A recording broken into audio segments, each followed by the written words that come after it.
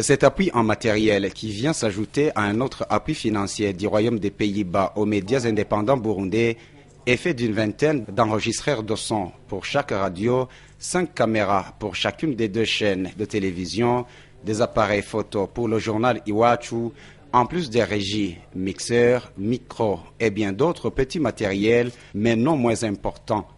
Loin de nous l'intention d'appuyer un médium qui appellerait à la haine, qui serait déséquilibré ou ferait que de la propagande tendancieuse en période électorale, a dit l'ambassadeur des Pays-Bas au Burundi, qui a rehaussé la cérémonie du donner et du recevoir de ces matériels avant de donner son espoir avec ces matériels techniques dans l'avenir des médias bénéficiaires. Nous lisons quelque part dans un rapport de la Benevolencia, et je suis sûr que le directeur n'est pas d'accord avec cette citation, que quelqu'un a dit que la situation technique est désespérée, mais ce n'est pas grave. Nous disons que si la situation technique est désespérée, c'est grave. Cet équipement, il est vrai, ne va pas résoudre tous les problèmes techniques. Mais nous osons espérer que si nous parvenons à disséminer les informations professionnelles dans le Burundi profond, nous serons en train de soutenir la démocratie. Et vous êtes en train de soutenir la démocratie avec ce travail professionnel, avec un équipement qui permet de faire un travail professionnel. Et nous espérons aussi ne plus entendre en direct. Nous nous excusons pour ces désagréments techniques. Même si la faute ne provient pas du silencieux technicien, mais des fois des journalistes. Après la signature de la réception par les responsables et des médias bénéficiaires, les responsables n'ont pas caché leur joie et soulagement.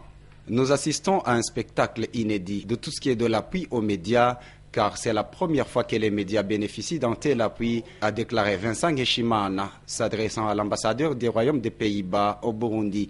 Vincent Ngeshimana et Claude Nkurunziza, respectivement président de l'association burundaise des radiodiffuseurs et directeur de la télévision REMA, cet appui vient à point nommé tellement les défis étaient au-dessus de nos moyens. Ça nous permettra d'avoir du matériel à portée de main, du matériel à disposition du journaliste et du matériel qui ne se passe pas de main en main de manière fréquente, parce que là aussi ça tue le matériel. Je voudrais enfin vous dire que le matériel que nous avons est une expression de la meilleure coopération, du meilleur appui sollicité par les médias, parce que ça répond à ce que les médias avaient vraiment demandé. Il n'y a pas eu quelqu'un pour venir nous imposer un matériel. On nous a demandé de quoi avez-vous besoin. Nous avons donné nos besoins et on a discuté de tous nos besoins, qu'est-ce qui était prioritaire, et c'est cela qui a été fait, et je voudrais saluer sincèrement l'ambassade des Pays-Bas ici. Au niveau de nos rédactions, vraiment, c'était un problème sérieux de trouver du matériel adéquat, trouver des enregistreurs, trouver des caméras, trouver des consoles professionnelles. Et grâce à la Benevolencia, grâce aux Pays-Bas, on vient d'acquérir le premier lot, ce qui est une bonne chose. Vous savez que nous acheminons vers des élections. Sûrement que avec les élections, on ne peut pas se présenter devant une personnalité politique, se présenter devant un électeur et dire que je suis journaliste quand on n'a même pas un enregistreur, quand on n'a même pas une caméra.